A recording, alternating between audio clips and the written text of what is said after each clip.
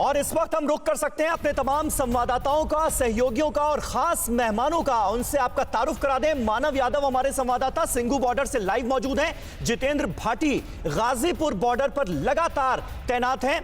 इसके अलावा राजीव जेटली साहब प्रवक्ता हैं भारतीय जनता पार्टी के, वो हमारे साथ जुड़ चुके हैं। योगेंद्र यादव हमारे साथ जुड़ रहे हैं, जो कि अध्यक्ष हैं स्वराज इंडिया के, एग्रीकल्चर इश्यूज पर जबरदस्त पकड़ रखते हैं, उनसे हम बातचीत करेंगे। लेकिन सबसे पहले मानव, मैं आपके पास आऊंगा, जानना आपसे यह चाहेंगे क्योंकि सिंघू बॉर्डर जहां पर आप मौजूद हैं वो बड़ी इंपॉर्टेंट जगह है। यहीं पर किसान नेता बैठकर महापंचायत कर रहे हैं, सारी रणनीतियां बना रहे हैं। आज जब 5वें राउंड की बातचीत होनी है, उससे खुद किसान नेताओं को कितनी उम्मीदें हैं कि भाई सलूशन आज निकल जाएगा?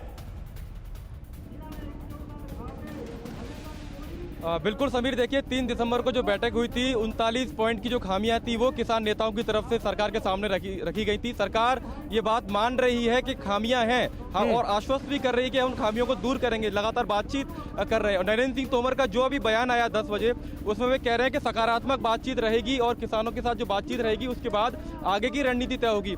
सीधा बात करेंगे। मंजीत सिंह है भारतीय किसान यूनियन से, पिछली बैठक में ये सरकार के साथ मौजूद थे। आज आप अभी बैठक में जाने वाले हैं 2 बजे। सरकार की तरफ से बयान आया कि सकारात्मक बैठक पहले रही है, आज की भी रहने की उम्मीद है, और अभी एक बैठक पीएम के साथ भी चल रही है। लगता है कि आज समाधान आप लोग की समस्या का निकल आएगा?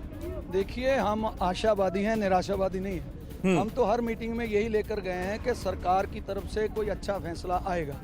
तो हमने उनको बोला है कि कानूनों को रद्द करवाना है, इसमें कोई संशोधन नहीं करवाना।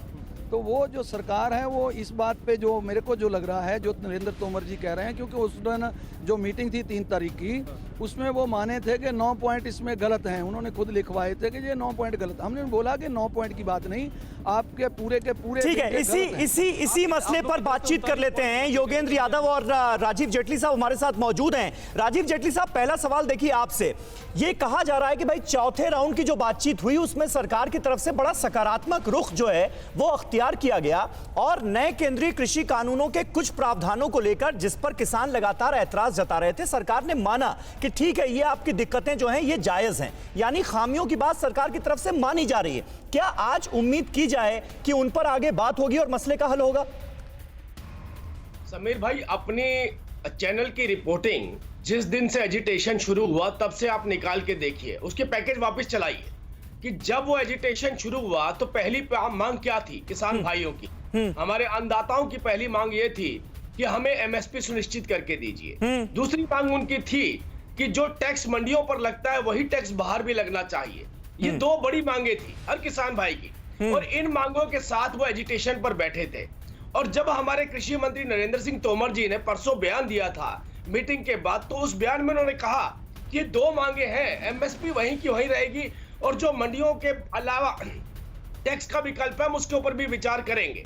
इसके अलावा तीसरी एक मांग जो थी वो ये थी कि पैन कार्ड के बेस पे कोई कैसे भी फसल नहीं खरीद सकता, उसका भी एक रजिस्ट्रेशन होना चाहिए। तो इसके ऊपर भी हमारे कृषि मंत्री ने कहा हम इसके ऊपर भी विचार करेंगे।